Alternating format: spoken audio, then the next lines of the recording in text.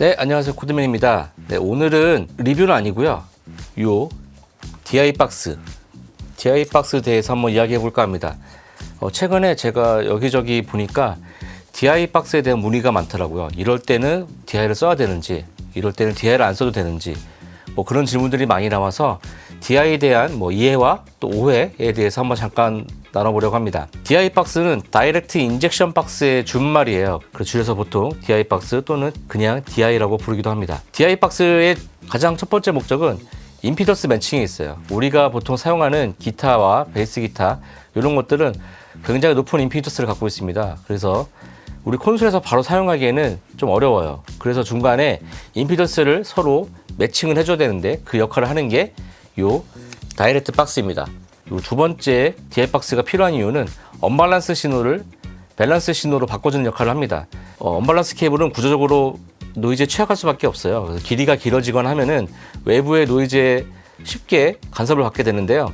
밸런스 구조로 되어 있게 되면은 길이가 길어지더라도 노이즈에 좀 더 강한 특성을 보입니다. 그렇기 때문에 언밸런스 신호를 밸런스 신호로 바꿔줄 때 DI 박스를 사용합니다. 이 두 가지가 DI 박스의 주된 목적이라고 할 수 있어요. 다시 정리하면 첫 번째 임피던스 매치, 그리고 두 번째 언밸런스 신호를 밸런스 신호로 바꿔주는 것. 그 외의 기능들에 대해서는 다 부가적인 것들이에요.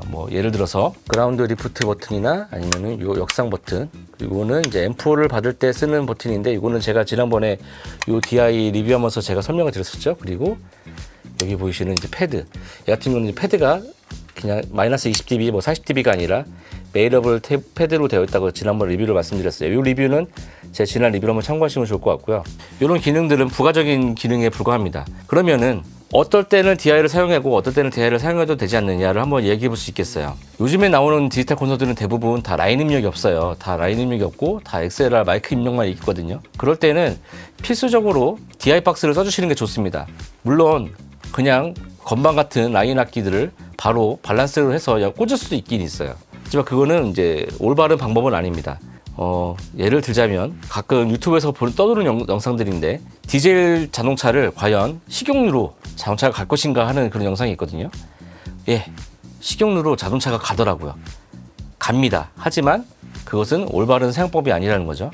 마찬가지로 악기를 콘솔에 마이크 입력에 바로 꽂을 때는 DI 박스 쓰셔야 됩니다. 그래야지만 더 좋은 소리를, 더 올바른 소리를 받을 수가 있어요. 만약에 콘솔에 라인 입력이 있다 하면은 라인 입력으로 받으시면 됩니다.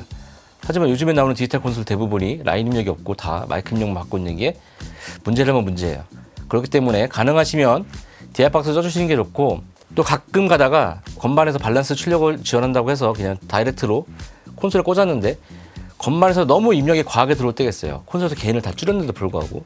그럴 때 필요한 것은 이 DI에 있는 패드 기능입니다. 패드를 이용해서 레벨을 좀 줄일 수가 있어요. 프리앰프에서 제어가 안 될 정도로 레벨이 세게 들어오는 경우들이 가끔 있거든요.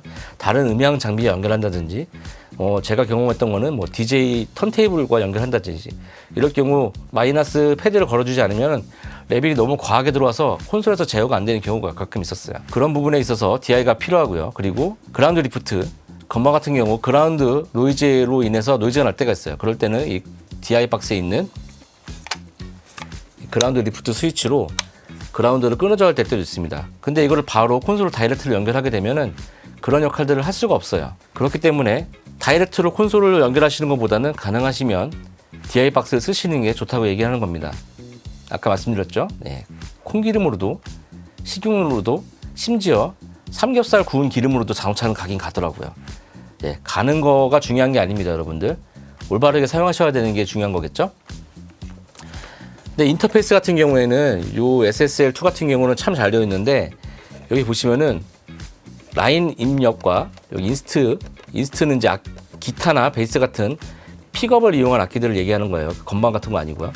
그런 것들을 사용할 때 버튼들이 딱 되어 있어요. 보통 다른 인터페이스들은 없는 경우도 있고 인스트 정도는 있는 경우가 있는데 아예 요 라인 버튼을 누르면 라인이 입력이 받아지고요. 그다음에 같이 누르면은 인스트 기타를 입력을 받을 수 있게끔 매칭을 해주더라고요. 그래서 인터페이스를 만약에 녹음을 하신다 하실 경우에는 이렇게 라인 입력이나 인스트가 된다고 하면은 그걸 이용해서 그냥 녹음을 하시면 됩니다. 굳이 집에서 홈 레코딩 하실 때 DI 쓰실 필요는 없어요. 하지만 DI 박스가 또 하나의 악기 역할을 하기도 합니다. DI 박스를 거치면서 소리가 변하게 되는 부분이 있거든요. 이게 좋든 나쁘든 간에 소리는 변하게 됩니다. 그 변화를 이용해서 소리를 좀 더 좋게 만드는 게 목적이 되겠죠.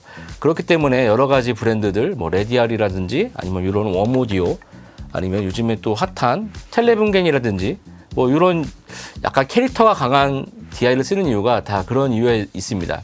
그리고 또 많은 분들이 질문하시는 게 패시브 DI를 써야 됩니까? 액티브 DI를 써야 됩니까? 이런 얘기를 많이 하세요. 베이스 기타의 경우 만약에 액티브 베이스라고 하면은 저는 패시브 DI를 쓰기도 하지만 가능하면은 액티브 DI를 쓰는 편이긴 합니다. 액티브 DI와 패시브 DI의 차이점은 패시브 DI는 그냥 정기적으로 아무런 게 없고 중간에 임피턴스 매칭만 해줘요. 그렇다 보니까 원래 신호보다 좀 레벨이 좀 더 떨어지게 마련입니다. 근데 액티브 DI는 그 내부에 프리앰프를 내장하고 있기 때문에 어느 정도 떨어진 신호를 약간 보상해주는 개념이 있어요. 그래서 액티브 DI를 저도 약간 선호하는 편이긴 합니다.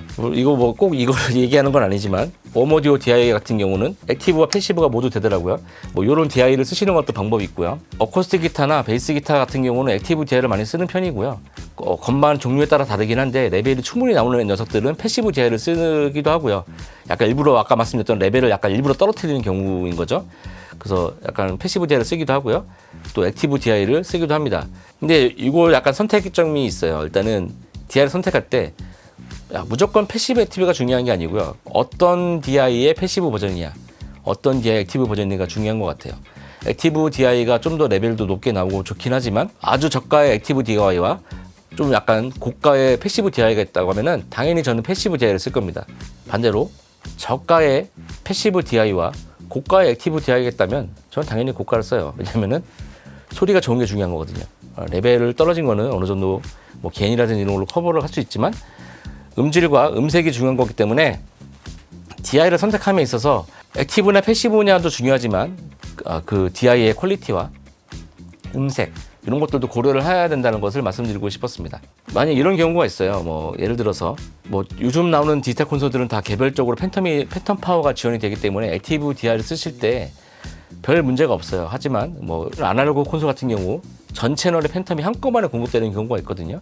그런 경우에는 물론 뭐 배터리를 넣어서 사용하기도 하지만 배터리가 언제 떨어질지 모르기 때문에 항상 불안에 떨 수는 없어요. 그래서 팬텀 파워를 공급을 해서 액티브 DI를 쓰게 되는데 그렇게 글로벌 팬텀인 경우 팬텀이 전부 다 들어간 상태에서 마이크를 뺐다 꼈다 하면은 펑펑 하면서 노이즈가 나거든요.